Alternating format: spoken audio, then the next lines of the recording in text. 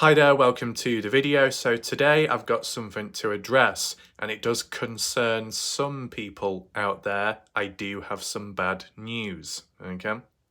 The bad news is, once again, I'm covering the Dylan Rounds case consistently and I've got a couple of videos to get through for the next 2 to 3 days possibly. So I know that's unfortunate for some whingy whiners out there, but I guess it is where it is. Mr. Consistent, Mr. Warlight Ref, here once again to keep the case alive and to maintain balance, which many other humans out there can't do, and many others have memory loss and are two-faced hypocrites. That aside, today what we're going to be doing is referring back to last night's video, the comments section, acknowledging people's questions and points and bits of information and talking it through today to make more sense of it, to analyse, to give my own thoughts and opinions to it. Like a response video, okay? Bit of a debrief too regarding last night's topic. Now, for all the people that didn't know or didn't see or hear last night's video topic, be sure to catch up there. It was quite an important, interesting hands-on video regarding Dylan's trailer and farm. It was like a damage report analysis regarding the event at the time of the 28th. Be sure to check on that video, catch up there, and let me know your thoughts in the comment section of that video. So yeah, that's what we're doing today. As well, maybe the usage of maps if need be. And I believe if there is time later on, I'll be talking about more predictions regarding the court case, the court dates, and what could come out of it and how people would respond. So make sure to, stick to the end of this video because I will be addressing that at the end. And the reason why it's important is because when it comes to predictions, I tend to be right, okay? I tend to be accurate. So that's what I'm going to be doing today, following on with that and giving a bit of a reality check as to how people would and how they will respond depending on the conditions of the court case or cases, right? So make sure to stick around to the end of this video. Now, one thing I actually did earlier on today was upload a short video, an actual YouTube shorts on the Dylan Rounds case. I've only ever made one. This was my second one out of 392, 93 videos or so. That's what I've done today, 2 videos. This one and then the shorts. So in total, I've done 2 shorts and then the remainder 390, 91 that I've made have been standard format. So it makes a change. Short videos broadens audience, wider audience, maybe brings in new people. So there's no harm doing that. I just wanted to let all of you know because you might not be notified or see my short videos because it's on a different tab, a different section of my channel, but you'll be able to find it very easily. Be sure to watch it because it's an important clip and be sure to leave comments down below.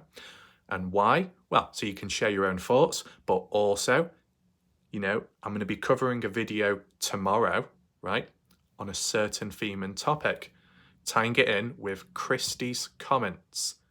So Christy, I will be responding back to your comments tomorrow, along with all the others.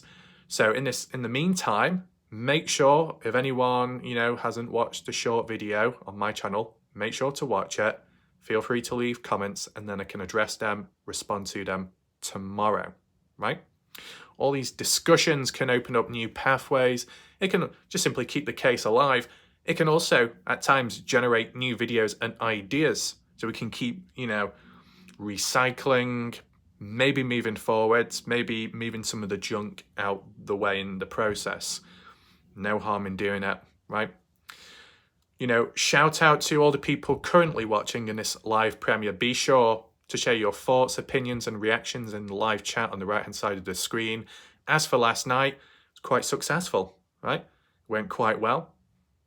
It was fairly casual, but also still focused. Great combination, great balance. We had about 1 or 2 questionable people, but it is what it is. We know where they come from. Simple as. Certain behavioural traits, etc. Seen it all before. I know who is who, or at least where they originate from. Okay? It's like being identified the dog breed by the dog collar around their neck. Okay? And I would know because I've come across a lot of belts, right? That aside, we will start off with the comment section first of this video and then transition onto the maps and then transition onto the predictions. So be sure to stick around. As for the Find Dylan Rounds Facebook page, no updates there. Justin Rounds page, nothing really there either. Even like Montello Local saying there's not really much coming out. Lance Kelly, them saying not much is coming out. So, is that a good thing? Yes and no. The bad thing you could argue is, oh, it's gone silent across all boards. That's not good. Not enough is happening. It's dying. This is terrible. Or maybe something else is going on in the background. Or maybe it's just anticipating till the court case of Brenner. Maybe. What's the good thing then? Level of consistency. Obviously, it's always good when people are all in agreement with one another. Naturally, without being influenced by one another. Naturally being in agreement, a consensus, right? And the current consensus is there's really not much happening right now as for news and information.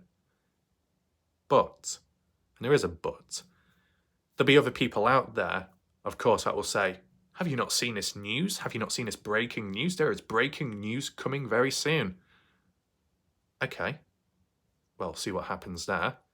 Been times in the past where things have obviously been overhyped and under-delivered. No surprise there. But you've got Lance Kelly, you got Weezer, Ellenberg, or I don't know, maybe she left the odd comment here and there. And then a few people in the chat, all in agreement with one another, but independently. So it's interesting to see for once. As for consensus, one thing that was interesting to see was last night, and I think it was whilst the poll was there from start to finish, 100% of people that voted last night were in agreement that it was Justin Rouse. It was the family that broke into the truck. I think that's what the poll was. Can we all confirm that this person broke into the truck, that they were the ones responsible? And I think that was what the agreement was. So that's a positive, that. You want to start somewhere. This is what the problem is when it comes to humans in this case. And it can apply into true crime cases in general. People overtalk one another. People just can't understand others' language or words. Break it down bit by bit. Reverse engineering. Break it down piece by piece and see how much, to what extent do people agree with it and what percentage of people do. And then when is it that key transitional phase where then suddenly there is disagreement, that there is a barrier, there is a divide? At what point? What tolerance level? Many humans, most channels out there fail to do that. And that's why they're in the mess they are in. Okay, back and forth, back and forth, back and forth, all over. You may see it here at times in chat, okay? But that's not coming from me, that's coming from other people. What I do want to highlight as an observation, okay? Would it apply to more third-party people coming on over, or more so people that have originated here or kind of grown here and then branched out elsewhere? Maybe more so the homegrown people, right? Then branched out. Whilst that's a normal thing to do, and it is good to, branch out and look at other channels, just be aware of the diseases you could contract, you could, pass on to you. You might think, well, what's going on there?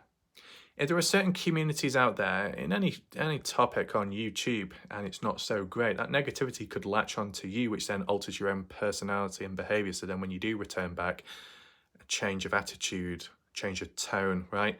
I mean, the difference is with me, I'm a lone wolf. I don't jump about and jump on everyone's bed. No, I sit on my own bed and do my videos, right? That's why you don't see too much of a change here.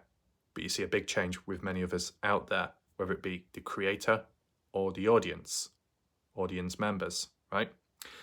So let me know in the chat, have you noticed anything like that here? And for those that do branch out, just simply be aware and alert. That's all. You go elsewhere, just try and prevent becoming corrupted, right? No, that's a demand, just advice, just a bit of acknowledgement, a heads up, right? Especially with the Dylan Rouse case, you spent so long being around it, and then suddenly you go elsewhere, and then your head gets messed up because of all other alternative information, right? I'm not saying that alternative information is 100% incorrect, just saying that it can be a lot to take in if it's the first time you're hearing about it and it's in a big clump. It can make people's heads spin. Maybe it leads to people getting bit unrestful. I don't know. It's just like little observations I picked up on, right? That's why when I come across big clumps of information or supposed info, I've just gone through it bit by bit, right? I know other people get very, very demanding and expect for it to be covered all in one singular video, but no, that's not how we do things here, okay? I've noticed at times some people get a little bit too sensitive and triggered if they're not recognised or acknowledged in the chat, but sometimes you can't respond back to everyone at every second of the day. You understand? Unless other people within the chat with the others. Does that make sense? You know, I'm not an octopus, okay? I don't have that many hands. Hope that makes sense. But yeah, little observations aside, without further ado, let's get into the main portion of this video and acknowledge the comments from last night. If there's any questions that need to be answered, or there's any additional information or perspectives from people, we can see that right now. Just going to adjust it to the newest. Don't know how many we've got to go through. A couple, maybe longer in length, the actual comments themselves, but let's address them anyway. We've got Cleo here with the latest, newest exclusive emoji in honor to acknowledge Maria on this channel. Of course, from last night, shout out to Maria for her super chat. Shout out to Inspector Gadget as well. And shout out to anybody else who I missed their name. Because as you know, some get triggered out there when an accident is made if you don't acknowledge the odd person. Oh. But let's just see what the responses are here. Indiana saying, hurry up then, as you seem to be triggering the Ted Bundy in Cleo. Is Cleo Ted Bundy a reincarnation of that? Agenda change? Huh. Or is Cleo hiding Ted Bundy in some of the bears or under the bed? I don't know. Maria, you might have to get your magnifying glass out and become a private investigator to figure out where's Bundy. Anyway, we got Sketchy here. When I say sketchy, I keep thinking of Sketchy AF, but Sketch Kiwi, Andrew Culver, saying good video, so that's good to know. As said, people would have come across Andrew Culver more so in recent time, maybe on Bella V's channel and further afar. What the reality is, Andrew Culver, whatever he was doing in the past, of course, from at least what I know of, kind of originated from or hung around my channel back in 2020 to 2022 during the Kenny Veach case and M Cave mystery days. Long time viewer, okay? Just a heads up to all those people out there who want to understand who is who and where they come from. Most of the people who are long-time viewers, I do remember, and more so the ones that have stuck around ever since. So shout out to all the long-time viewers that have stuck around till this day or of recent time, okay? We got Glenn, another good example of a long-time viewer, 2 lots there. Cleo saying thank you, you're welcome. Sunny Productions, another long-time viewer as well. What's going on here? Facial hair, as you can see. This is what the funny thing is. I do a video, eventually once the facial hair is there, and then people say, well, that looks good. And then the next day, it's completely disappeared.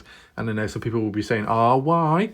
Well, I do it just simply because it gets too uncomfortable, right? In the past, I let it grow to a certain point that I looked like a terrorist, okay? It was uncomfortable, it was itchy, so I couldn't be bothered going through that again, okay? Did I ever get stopped by the police? No. Anyway, Tom's coming here. Where did the information come from that Dylan's living trailer was locked? Well, I actually provided a link, okay? There you go, that's the link. You have to look back at the previous comment to check it out. Candice Cooley directly said, and the trailer was locked. Did she say exactly which one? No. But you'd assume that she was referring to one and only one. The one that truly belongs to Dylan, the one that Dylan slept in from time to time. Just like how she said the truck was locked, right? So that's what I base it off there, at least. We got Sunny Productions here saying, who made you get those handcuffs? Lol. And I used to have a trailer almost just like that one that you showed in that Dylan Rounds video. Looks fine on the outside. Inside's a mess, but those are small and hard to live in, so they get messy easily and then used for storage. That is a chair for the table and railing. Okay, so that confirms that then. Good as Sunny Productions to share from her own experience of what she knows. That can be helpful. As for the handcuffs, who got the handcuffs? The thing is, Sonny, besides the question of who got those, I think the real question, Sonny, is where are those handcuffs going to go? Who are they going to be wrapped around, I wonder? Think long and hard about that, okay? As said, naughty behaviour equals consequences at times, all tools, shapes and sizes. Just be aware of that, okay? Moving on. We got Badger Life here saying, with people like Salty Pancakes around and his supporters of potato pickers, Warlike Raf, you will always be a target. Mental illness, obsession, disorders combined with illegal drugs forms a new type of human animal. I understand that, Badger. Response-wise, Christie agrees. But once again, just like how people focus directly on Candice Cooley and blame her only and excuse Justin Rounds, I think what we should be doing in general, and I'm sure Badger Life will agree regardless, is that, yes, Salty Pancakes at the start, okay, but then down the line became a problem, okay? With the fake accounts, alternative accounts, the lying, the short-term memory loss. It was all very unnecessary and childish. Didn't really grow up there. But equally, the supporters as well are just as troublesome. All of them, not quite, but a fair few. More so hardliners and those that detached away and suddenly have changed a new life in the name of Jesus. Bless me, I'm a hypocrite. Bless the water upon me in the name of Tyler Feller. I'm such a big hypocrite, but I don't care because I've got a short-term memory loss like a goldfish. Jesus, thank you. That's basically where it is, again. So, Pancakes, problematic. Followers, just as delusional and problematic. Not all, but most. Keywords there, take that into mind. But there are other communities out there that can be just as problematic at times, of course. The undead Jim Terry supporters. The ex-supporters, the ones that are broken away with time, maybe not so much there. The hardliners, the slaves, most definitely. The Jim Terry slaves are problematic people. Majority of Jim Terry, Bob Farrell slaves, audience members, tend to provide zero contribution to the case and/or no videos at all on their own channel, and in addition have a default profile picture. And the best attempt they can do is by going on another channel, whinging and whining, complaining and moaning and bitching, and that's it. Then they return back to their master and repeat. It's an endless, pathetic cycle. Okay? By that whinging and whining elsewhere, it causes disruption. It's unnecessary. It actually questions what they're all about. Are all these Jim Terry supporters focused on the Dylan Rounds case or not? Do you care about the Dylan Rounds case or not? If you do, you care and you have focus, then why are you here whinging and whining then? Why not make a video yourself correcting the wrongs and making it right? Giving your own thoughts, your own analysis. Oh, what? Can't show your face? Got to have a default profile picture? How sad. Okay. Lance Kelly and his community. Lance Kelly hasn't caused me problems, at least from what I know of. So that's great. That's good. Some of his followers have been very defensive and whiny and resistant at times. They've not come over in masses or big amounts, but here and there in the past they did. Not the end of the world, but I'm just highlighting it. Doug, no thanks. Never had an issue with him. That's just based off my own experience and my experience alone. Did I have any negative run-ins with his audience members? Not at all, at least from what I can remember. So that's just my experience, right? Just adding on from what Badger says here. What percentage of people do I believe are a problem in the Dylan Rounds case and community, whether it's the channels, the creators, and the audience members out there? What percentage?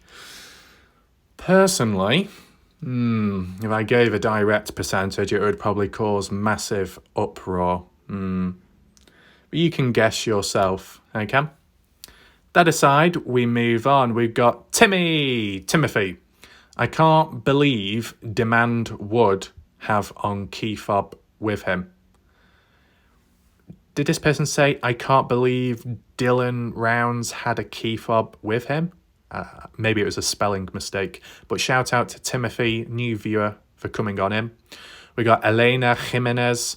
Shout out to them, new viewer, saying, wouldn't it be also triggered based on Kurt's call that Dylan had been taken? Wouldn't it be also triggered? What triggered? Based on Kurt's call. Kurt's call that Dylan had been taken. Right, so we're talking about what? The Montello hostage situation, which was a false call, possible decoy on the 31st of May 2022. Wouldn't it be also triggered based on Kurt's call? Are you talking about how there could be potential damage caused to Dylan's trailer as a result to the family and etc. police going on down to Montello at that time, leaving an opportunity for someone to come down to that trailer and either return items back or to take stuff or to damage things? Is that what you're referring to, Elena? Tying one thing together? If so, likely it couldn't have been Brenner, because supposedly Candice Cooley remained in place at the Greenshed property watching Brenner, so Brenner couldn't really do much. Fair. Someone else present in the background, they could have. Like, Candice Cooley can't be in two places at once, right? Moving on.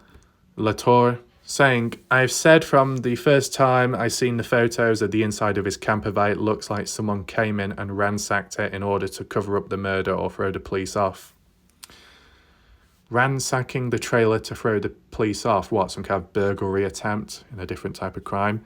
Well, I don't think it really threw the police off in the end, because the case has been treated as a murder case, homicide, and Brenner's been charged with the murder and desecration of Dylan. So, did it delay stuff? I don't think it really delayed anything. I personally think that it's just because the police didn't take it as serious to begin with, and they were just assuming that Dylan, because of his age, just simply walked away, may have gone to a party, hung out with other people of his own age, and was returning back late, and the parents were overreacting. But obviously, that wasn't the case in the end. Do I believe that the trailer was ransacked, though, by somebody? Maybe. But what about the DNA? What about the lab reports? Anything there? I never really heard anything about prints being on the inside. So would that mean that if anyone did break in or enter somehow, that they were wearing gloves, cleaned up after themselves to an extent, possibly? Would it make sense for anyone to ransack it? Well, if you know Dylan Rounds, or you know that he's got a farm, he's got a bit of property, you might have some items, valuables on site, some equipment, you might go down and take it. Opportunistic behaviour, but you'd probably only do it when Dylan is not around, literally.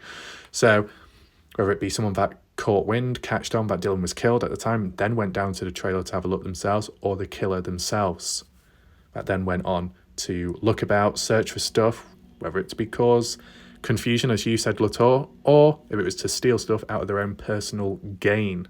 Money, firearms, other equipment. You know, I think one thing to acknowledge and highlight is that some of the key names in this case, whether the suspects or once suspects, etc., some of them have been done for burglary and stealing stuff in the past and constantly reoffended. So, you just take that into perspective. Even Brenner himself has stolen the odd thing here and there over time. So, those type of people could be responsible. Let's move on. Smooth Fishing. That is way too big to work in the camper windows. I don't know what it is for sure, because it does have feet to make it stand up.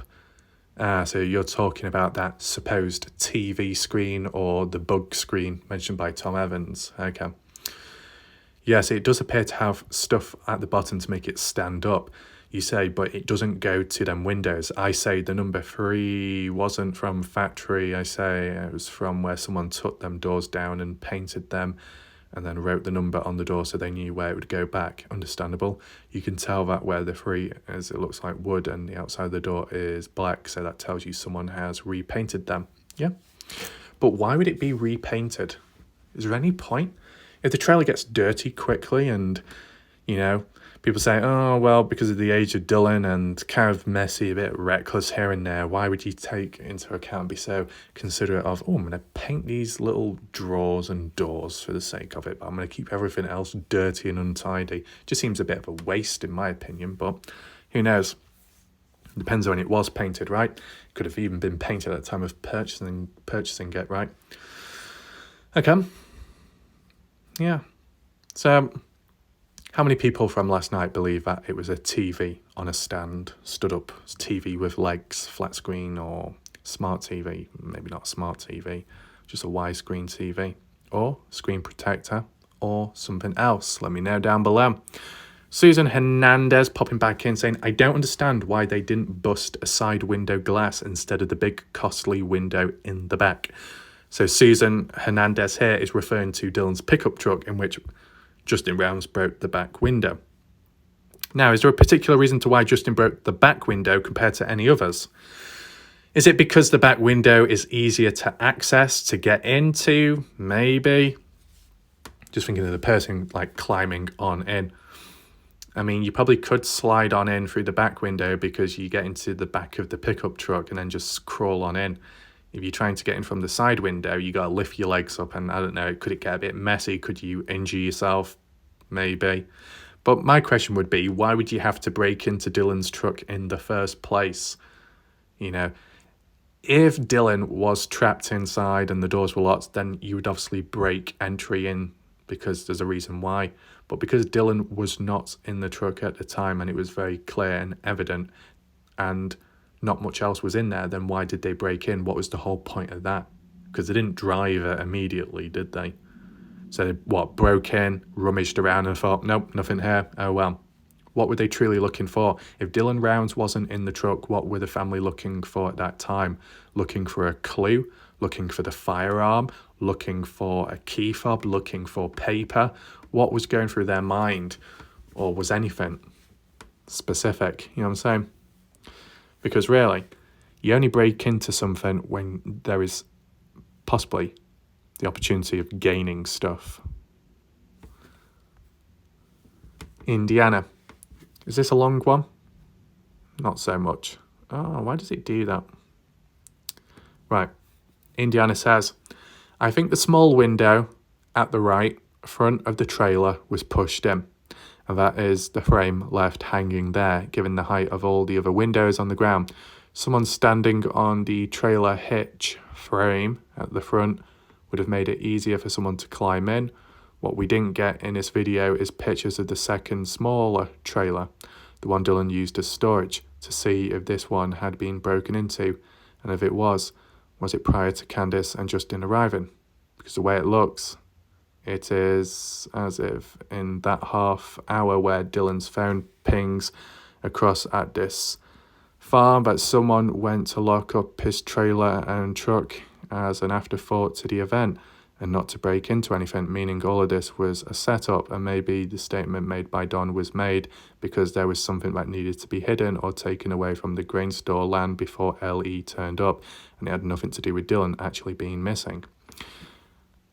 Let's just see what the responses are first of all. Like drugs? Don't know. Stolen goods maybe.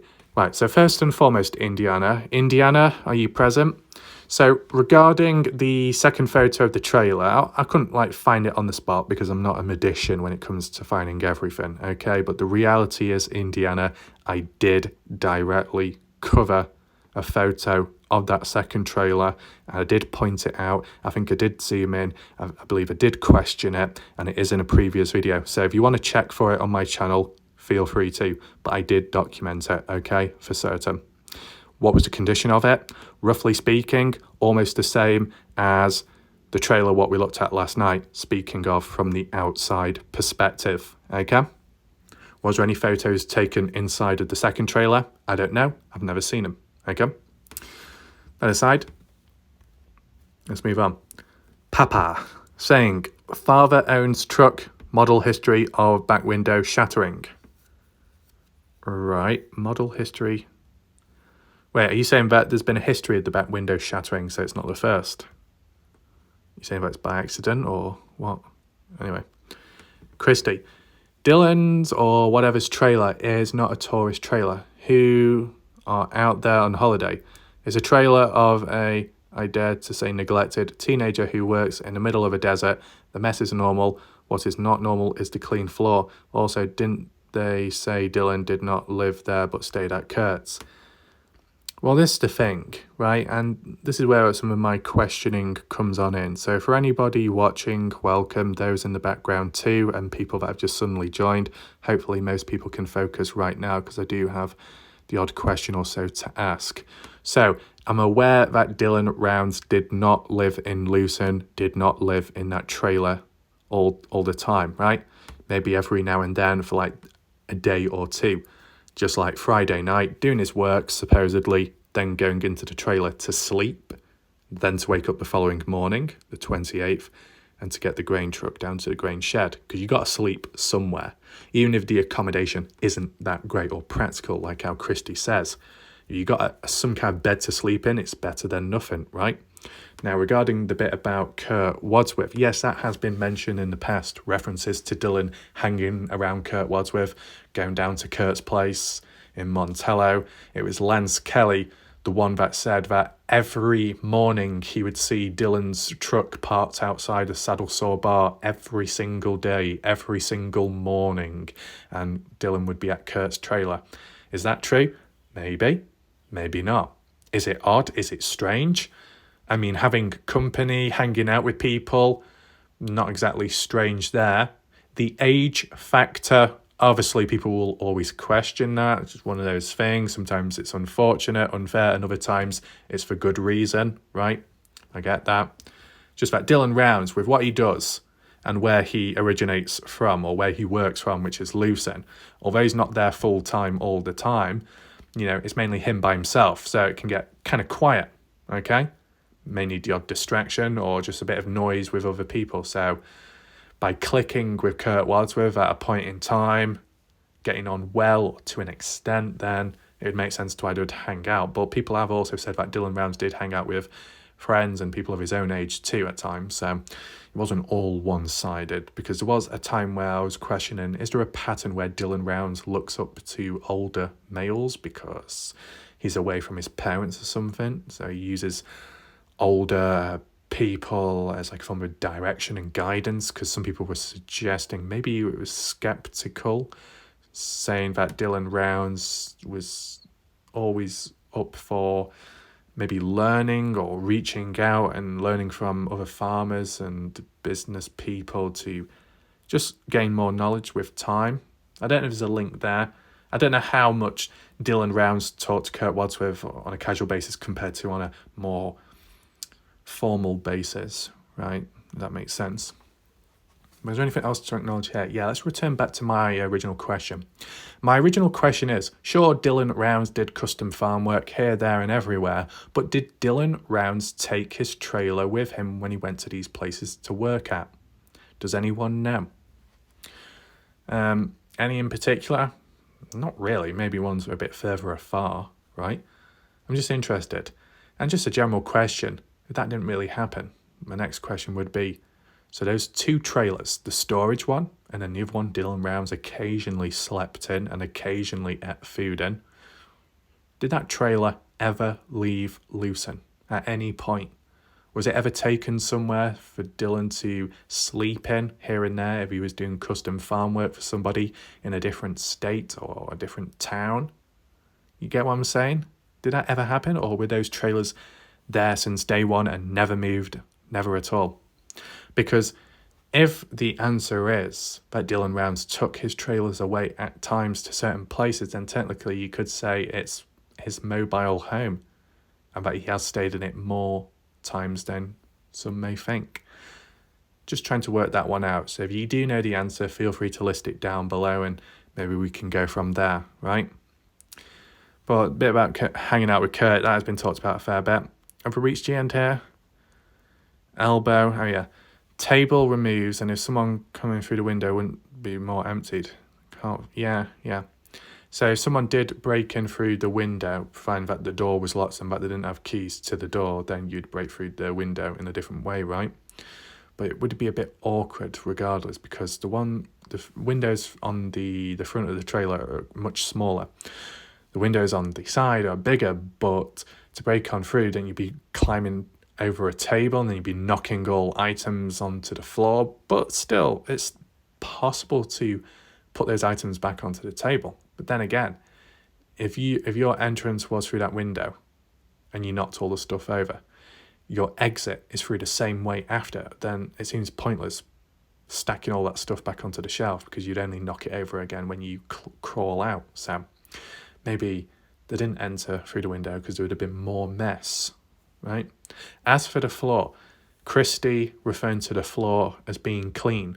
A few other people over time saying that the trailer to Dylan's floor was clean. But is it really clean? Be honest. There are stain marks, there are dirt marks in the corners, on the sides, on the floor. Not in the middle, but in the corners, right? Up to like the worktops. Surely people saw that. So it wasn't entirely clean, if you want to call it that way. And I don't think it was truly clean. This is the thing. Depending what the flooring is, the texture, the quality, the colour of it, ingrained dirt, etc. Some stuff out there and some material you can clean a thing down in and it still appears dirty afterwards, but that's just the visual look of it, right?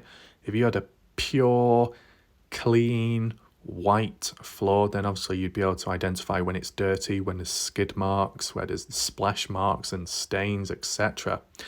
But if you've got some kind of flooring and certain material and texture behind it, and it might be speckled or it's got like a pattern to it, a few darker patches, a shade, a tone or something, then it could appear half clean, half dirty, when in actual fact it's one or the other completely, but you can't really identify it unless you look up close or, I don't know, get on your hands and knees or something. Hopefully that makes sense to some people. I've seen it with items out there and floorings just in general. So it looks like we have reached the end of the comments here. I think we'll just briefly return to Google Maps to follow on from last night because I didn't quite get round to it. So, slight change of plan. Instead of using Google Earth, I thought I'd use Bing Maps because it's a little bit more up to date. It's to do with 2022. Down at the bottom right, it says 2023, but I think that might lie at times in certain areas. I think it's at least 2022. Last time I remember checking. But it's just to zoom back in on, the farmer Dylan's. Just in case you've not seen it before, maybe you've not seen my previous videos I've done on my channel with the use of Bing Maps. So, is there a way of getting rid of that red marker? I don't think so. I said there's no markers here because of the way it is. But just to reiterate people's mindsets, you got the Grainshed property down here, okay? Anything out of the ordinary? Not from what I can see. Obviously, this has been taken in the past, okay? Before Dylan's death or after? Probably before. I can't zoom in anymore, in case you're wondering, but I can identify and see that there is Brenner's trailer present on this one. Okay, and that can identify that the backhoe is actually present. So to be fair, I strongly argue and confidently, is that too far? Is that a stretch too far? Let's just say it seems to lean more towards the idea that this was actually taken the aerial shot. Could it have been though? You see, the backhoe is present here, the Grainshed property, and that it appears that Brenner's trailer is here as well. Which one came first? Originally, at the beginning, when we saw it by Heavy D's footage, that the backhoe was at Dylan's farm. Then at a later point, the backhoe was brought to the Grainshed property because the property owner demanded for that to happen and Kurt Wadsworth had to move it. Fast forward on when Salty Pancakes, Glorindellen and a few others go down there, they point out the backhoe, talk about it, go up close to it. But when Glorindellen's walking back the other way south and she's going past Brenner's trailer, the trailer is not there. At what point was the trailer taken away of Brenner's? And at what point, what time, what date was Kurt's backhoe brought to the Grainshed property? Is there a bit of overlap or not? I'm only asking that because there could be a genuine time where the backhoe was once at the Grainshed property in the past before Dylan Rounds went missing. Hence why it explains why Brenner's trailer is present here too. Just a thought, okay? You see the trenches there in the grounds, as we saw with some of the aerial shots over the course of time. Zoom on out. Sun tunnels will be the same as usual, most part of it. Dylan's farm, as they compare to the 2019 one, which is outdated, what we normally look at. But it has more control over the camera angle and being able to slant it, but you can't on here. Then, what you do get on here is more up-to-date imagery, and you do see the pivot, the size of it. The pivot itself, is that classified as the main line directly, leading up to the main line? It's just because Missy Zavenia said that wherever Dylan Rounds was farming may have not been on his farm or at his farm or near his farm. But the reality is Dylan Rounds' farm is basically here, which involves the land here, as you see with the pivot, and within the area of the farm and the land that Dylan Rounds supposedly was in his tractor late at night, and that it could be seen from here. Can't flip the image though, unfortunately. Little Pigeon Mountains, Missy Zavenia. Little Pigeon Mountains, campers out there hiking and camping overnight, staying in a tent. And because with them being on elevated ground, they could overlook and see the farm in the distance of Dylan's and see tractor lights turned on. Obviously, they didn't know who was behind the tractor or whose farm this was, because they were just simply visitors, but they could report and identify that there was activity going on late at night. Now, I know, Mrs. Arenia, you did suggest and hint that maybe it was somebody else in the tractor disposing of Dylan Rounds. But what you got to understand is, if Dylan Rounds was murdered Friday morning, Friday evening, Friday night, then how was Dylan Rounds able to make a clear and concise and have a conversation with Karen Rounds the day after and make a call to her? Now, Bob Farrell goes against that and says there was no call made. I think even Corey said there was no call made. It was all down to a text message conversation, and that was it. And yet Candice Cooley has said that Dylan Rounds made a call to Karen Rounds, that Karen Rounds herself in the documentary said that Dylan Rounds called her, etc. So, who's telling the truth? Is Bob Farrell, Corey and others saying that Candice Cooley and Karen Rounds, the grandmother, are lying about Dylan Rounds calling Karen? So that's what it seems to appear as, right? I just think people, whilst different ideas and theories are all good, sometimes a little bit of common sense is necessary, right? If Dylan Rounds was able to make a call the following day and Karen Rounds could identify clearly Dylan Rounds' voice, then there was no way or reason to why Dylan Rounds would have been killed the day before, unless he rose up from the grave like Michael Jackson. I'm back again, and then I'm dead afterwards. You're not going to get... See, this thing, I think some people are thinking that Dylan Rounds was killed Friday, then Dylan Rounds woke up from the dead, came back to life the next day to make a call to Karen Rounds, and then was killed again afterwards. What is going on? This sounds like some kind of dodgy movie, Indian, over-the-top action, Bollywood drama, to be honest. That aside, let's take a closer look then. So you see some of the equipment on site, right? You don't see the backhoe because it's at the Grainshed property, at least at this time of speaking. You see the pond there. Is a trailer present? Well, I can't zoom in anymore, unfortunately, but I would say that there is a trailer present, okay? Side on. You might not be able to see it, but I can. And it seems to be in the same position as we've seen in photos, possibly. But the thing is, I can only make out one trailer. My next question is, where's the second trailer? Because if you look close enough, you might say, oh, well, maybe I can see a second trailer, but does it seem spaced apart compared to the photos, what we saw? Just to acknowledge as well, just in case anyone has screamed or pulled their hair out, it was Tom Evans that highlighted from last night saying that the photos taken by, the coach, son's coach, Dylan's friend or something, but that was done 2 to 3 days after Candice Cooley and Justin Rounds were down there, so they may have locked up before or something. Feel free to recorrect that, Tom Evans, if it was summarised incorrectly there, okay? But just by looking on here, okay, different date, different time, maybe not tying in line with Dylan's death, but the fact that the trailer appears to be there but not both makes you wonder, was one taken away at times?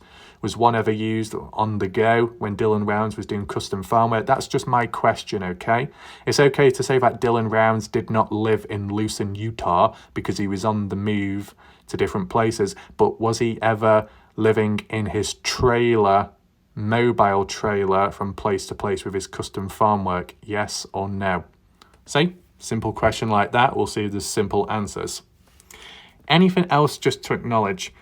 Can I acknowledge about the chop shop on the spot, considering it did relocate, at least on here? So originally it was down there, right? Somewhere down here. But it's faded with time. You can't seem to see it anymore. Because it relocated. Where did it relocate exactly? It was next to a mound. I said it was slightly more east, under a mile away.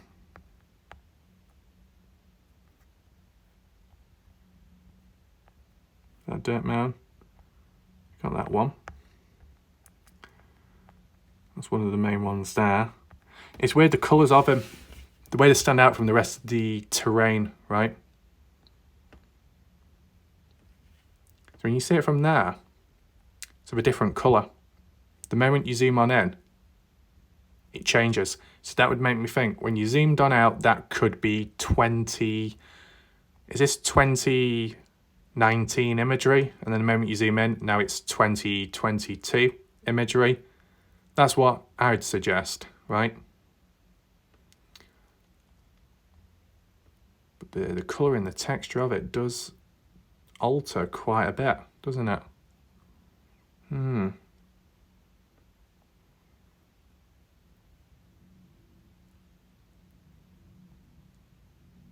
Is it possible to relocate and just simply highlight the initial location? It's harder to do because you can't actually flip the, what do you call it? You can't flip the screen. I'm just trying to think, did I go on Google Earth Pro, which was like different timing? But don't worry, you know, I did actually make a video of this in the past where I've actually marked it out with the actual points and beacons. So if you ever want to refer back to that, you're welcome to. It's very dry. Almost as dry as my throat right now. Montello, did that... We've already looked at Montello. Did it change too much? Not from the looks of it. Do you see how you can zoom in more in certain areas than others? That's what I find kind of interesting. And then over this way, where... Is it here where they kept pointing out saying...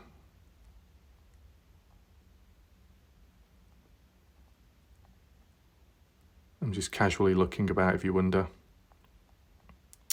I don't know if that was what people were pointing out to, saying that's Don Hatley's place. I mean, it appears to be the one that was in shot when Heavy D did the flyby over, right? And obviously it looks different, much different here compared to how it did in the 2019 imagery on the satellite, right?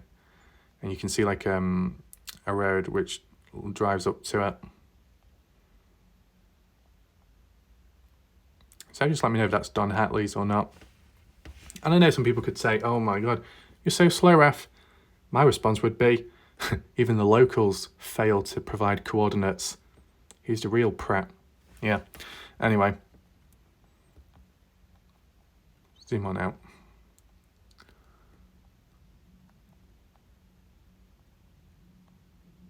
At what point does it change visually when you zoom on out? There. Okay. Right, so... Was there anything else to refer back to? Not really. Not really. So, on to the predictions. Hopefully you've managed to stick around. For those that have just suddenly joined in this live premiere, be sure to rewind back to the beginning of the video to understand what you've missed. Okay, so you get a full understanding overall of the video. Of course, shout out to all the whiners, or if there are any whiners to begin with, okay? Just a question on the spot to the whingy whiners that moan and complain, who don't provide any contribution to the case and have a default profile picture. What's your purpose? You know, what's the real reason, at least? Is it because you're more of an informant, more of a bitch boy, or what? Just feel free to explain if any are present, okay? Because I've yet to come across a full-on whiner that has actually produced videos on the case. It's just not happened. Even with the Kenny Veach case, when people came at me with resistance, not a single channel which actually covered the case in depth, you know, was in a right to speak. Basically, reality is, all these people, which are the majority that whinge and whine and have zero content on their channel, they're not even in a position to talk to begin with. They've done F all with the case. So I think it's pretty much a joke. If an established channel came out all of a sudden, who's also done research on the case, and said, Raf, you're wrong. I think you need to take a look back at this right now. Then I'll probably be more than likely to listen, but have we yet to come across that? Absolutely not. I've never come across it. Never come across it. Kind of interesting. The times in the past where there was chances of that made to reflect back or to double check something in the Kenny Veach days were professional hikers that have been out there and documented it. Okay? See, this is the thing. For those idiots out there in the Dylan Brown's case that say that I don't know what I'm doing, etc., because I've not been to the place or I've not been there, etc., I'm not from there. With the Kenny Veach case and community, that I knew more about the location of where Kenny Veach went missing than the locals did.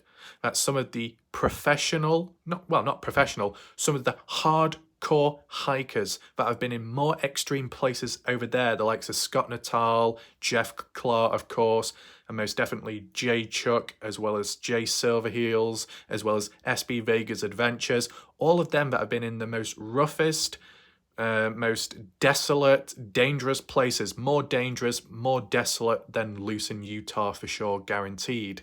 And yet most of those confirmed and acknowledged that my knowledge of the place was pretty good, and that my mapping, me pointing out certain routes and picking up on stuff was on point, to the point where it was that professional that it could have been used in the official search and rescue report. So I think I do know a thing or two. I think it's just other people are out there jealous because they're from the US and know not as much about the case compared to me, who's not even from this country. I can understand it's a bit of a piss-take situation, but this is what reality is, okay? It doesn't always make sense. It doesn't always add up. It depends what matrix you're in. And I think at the end of the day, you will get one who's outside of the matrix whilst the others are trapped within. And it's kind of like, well, you try communicating with them, it's just not going to work. It's a bit of a lost cause, right?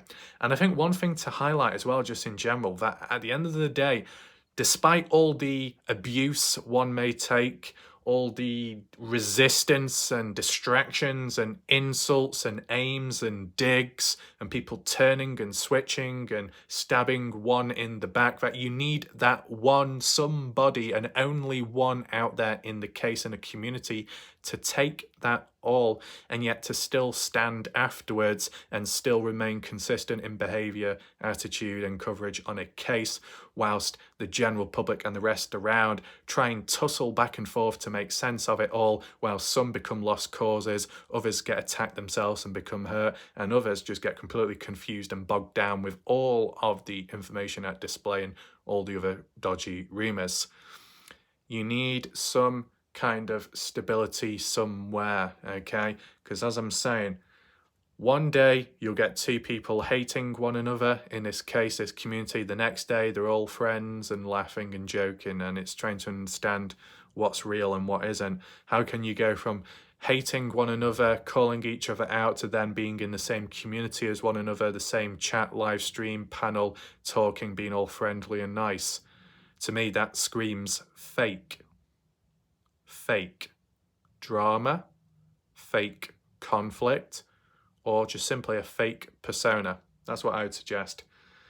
The concept of going through something bad, having a bad experience encounter with somebody, but then recovering 100% the next day just seems a bit too fast. Now, it depends how severe it was. If it was just a simple disagreement, then it's normal that you would be back to normal the following day. But if you have a full-blown argument or a falling out, or you feel hurt, betrayed by somebody, you don't just suddenly become all best friends again the next day, unless maybe one is slightly more vulnerable than the other, possibly. But all I would say is that's not a good sign of stability. It's a major red flag of instability, okay? If people can kiss and make up, then break up again, then kiss and make up again, and an endless cycle with a short-term memory loss as well, then really there is no stability at all, and maybe it's not a healthy thing to be around those type of people full on, okay? So that's why you always need that one to remain grounded and somewhat consistent. That one does not have to be 100% level-headed, because sometimes even the most level-headed of people crumble, and I've seen that myself clearly as I've documented and taught to you in the past. But if you just have that one, even if it's a basic bitch, even if it's a basic bitch wrath, right? Still here, still able to cover it, right? I know some people have called out the repetitiveness or looking back at old stuff. That's what people have suggested. That's what people have encouraged. It's good to look back at old stuff, to catch up on things, to see if there's anything been missed out. Who gives a damn if it's 8 months too late? Who gives a damn if it's 6 months too late? Dylan Rounds is missing regardless. There's no change about that. It wouldn't change anything there, so there's no harm in looking back, right? It's like people when they look back at World War II. It's as stupid as saying to those historians that study World War II, World War I, saying, you're so, behind, you need to get with the future, you're stuck in the past. Well, of course historians are going to be stuck in the past because they're looking and studying the past and history, you fucking prat. What do you think's going on there? Melon, absolute melon and plum, okay? See, this is the level of idiocracy, what we're dealing with in the Dylan Rounds community. There is an idiocracy present, okay? It is what it is, some bombastic people too. But when you got one, it can help. And it's not about one guiding or herding the sheep and the dogs and the wolves, etc. No, no, no, no. All natural here, okay? Natural, just like my nips. Shh. Shh. Don't get ahead of yourself there, big boy. Calm it down.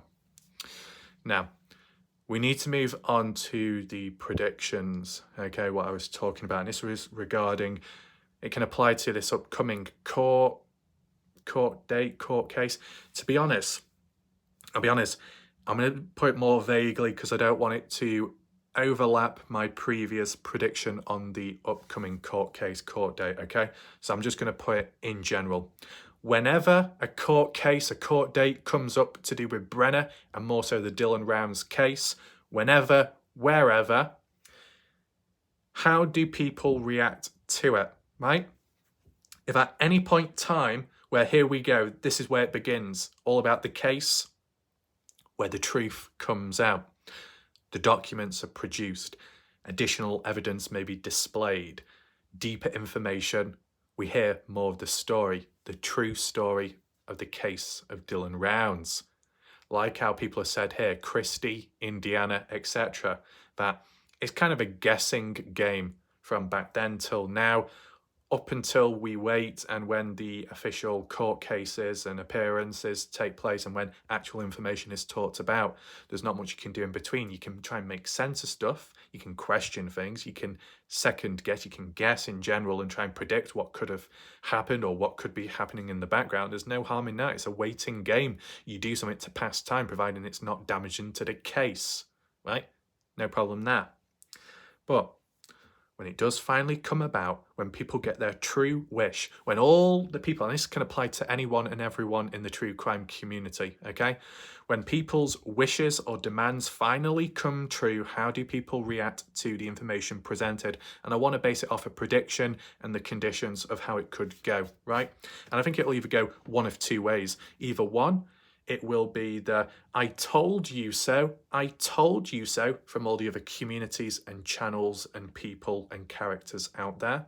Or it will be a oh, not as deep as we think. So it'll either go in the sense that there is much more to the case than we see or think of. It's on a deeper level and there's more to it. And it might come out in the court cases eventually, okay? Or it could turn out, not really much difference.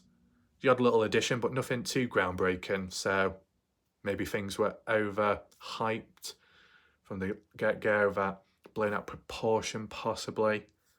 That's what I'm saying. There is that possibility though where it could be where no one is right and it's a completely different plot twist in a story where something that's never been revealed or talked about is revealed in court as an alternative. It shocks everybody. Always a possibility, right? But personally, I just feel, I'm just trying to word this appropriately, I think on the conditions that maybe what comes out is maybe what we've already heard before, slight additions added on, I personally think that if more proof or actual visual proof was shown to general public, like the clip on Dylan's phone, etc., that if it was finally and eventually through the court cases reinforced that Dylan Rounds is actually dead and that Brenner is actually responsible and that's about it, etc., and that the parents don't play a role, I think even if that was actually presented and proved with real hard evidence on that basis, most humans out there would still not be satisfied and would complain, whinge and whine. And that is the defining turning point where it clearly shows that people have a dodgy fake agenda when it comes to the case and aren't genuine about the case because they still have an agenda witch hunt against Candice Cooley and maybe Justin Rounds. Does that make sense? On the conditions that what we supposedly know of in recent time and back then, which other people and many question and say it's all fake and it's all a lie, that if it was proven to be true in the court cases and court dates ahead, that all those people that have been skeptical ever since, general public and content creators, that they would still not be satisfied, possibly because of the fact that they got it wrong and they can't accept that, so they try and seek elsewhere to put the blame onto somebody else or to stick with their guns, their thoughts. I just think that no matter what happens within the Dylan Rounds case and even the official court cases, data, documents gathered and presented, that people will still not be satisfied and people will still try and find a way around it to spread more rumours, right? You think of such a pathetic nature that I have been in the presence of it in the past, that I have seen it develop, and that no matter what you do and no matter how hard you try, no matter what hard evidence you have to suggest a certain point, that there will always be idiots around and an idiocracy, mass numbers that people won't accept it. And you might think, Raph, what the hell are you talking about? I've covered the Kenny Veach case. I was the one that publicly presented and further pushed the concept that Kenny Veach was still alive. CCTV footage, hard evidence screenshot of Kenny's own Facebook account making contact with Susan Veach 2022, round Kenny Veach's birthday, many years on after Kenny Veach's disappearance and supposed death. I was the one that presented that publicly on YouTube to spread the word, right? If it wasn't for me, then none of this would really be talked about on YouTube. I am the catalyst, I am the causation, and I am the creator of it, okay? And despite all that, humans still to this day deny it and reject it. Hard evidence, more hard evidence to suggest Kenny Veach is alive. Tell me, where is the evidence to prove that Kenny Veach is dead? Have any bones been found? No. Has Kenny Veach's clothes been found? No. Has any other items been found to suggest death or injury? No. Any blood? Not at all. So you get the idea. There's more evidence stacked to support the claim that Kenny Veach could well still be alive or was alive to a certain point in the years ahead. Right? And despite all that, people still deny it. And many other people can't be bothered doing the research. And many other people are still under the old ways of thinking, the false way. Right? Is it going to be any different with the Dylan Rounds case? No. No. No matter what's presented in the case, people will still not be satisfied. That's it, simple as. Okay? To what extent, what numbers? Well, I guess it depends based off what I said. But there will still always be people complaining and whining. If what we know of up to now ended up being the end case within the courts and Brenner was sent down like that, people would be like, okay, let's say the basis of Dylan Rounds' remains have been found. Do you honestly think that people will just move on? I want to know your thoughts. If the case of Dylan Rounds was solved, wrapped up, court case tomorrow, all done and dusted, Dylan Rounds remains found as well, closure brought, does it bring a close to the case? When the case has officially closed, been resolved, and justice has been served, if that did happen, let's just say tomorrow, what happens to the community? What happens to everyone present and the third party and exports? What happens to them all? Where do they go? What do they do? Or do they whinge and whine and stick about and make up other stuff and try and make something of stuff that's not? Like, what would I do? Let's reflect it back onto me. What would I do if it was suddenly solved? Do I quiver with my knobbly knees knocking together like a tambourine? Oh no, where do I go now? What am I going to do? No. Kenny Veach, M Cave Mystery. Still things to cover there. Simple as. Christine Passe Parker. Have another look at that. Simple as. Bit of Aidan Klein. Maybe. Simple as. Or Warhorns. 46 unreleased Warhorns upon my channel. Needs to be done. 22 plus whistling ambient sound effects, which I've done inside abandoned buildings, still needs to be uploaded. And dozens more clips elsewhere, as well as being almost a full-on content creator for Watcher of Realms, a mobile fantasy-based game. I'm a content creator for them. I create content in relation to the game and news when I can. So there is many stuff to cover and a lot that I can't get done because of this case and other stuff. So there you go. There's a lot to do and there's a lot in the background. There's a big backlog. But can the same be said about other people out there? But the reality is there'll be other people out there that might not have as much to say or do after the case, but that's perfectly understandable in certain circumstances, that other people will be busy elsewhere. I get that too.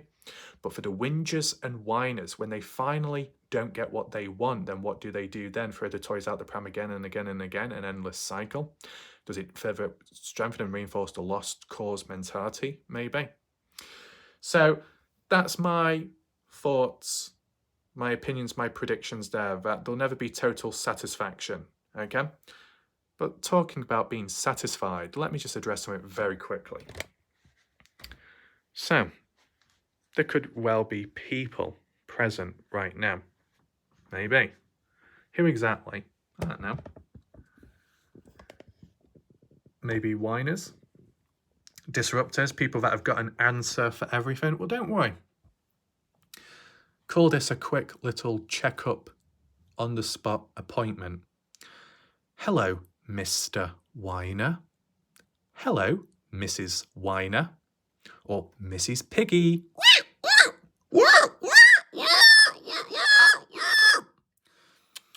You've been a very squealy person recently. Why is that? Why is the problem? Are you not feeling well? No? That is such a shame. Maybe this will make you feel a bit better. Maybe this will help in some way.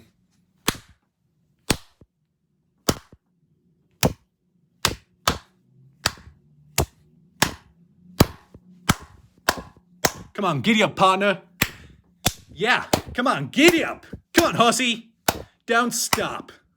What's that? You've got to stop. Oh, you're not used to this, Oh, I see. No, it's perfectly understandable.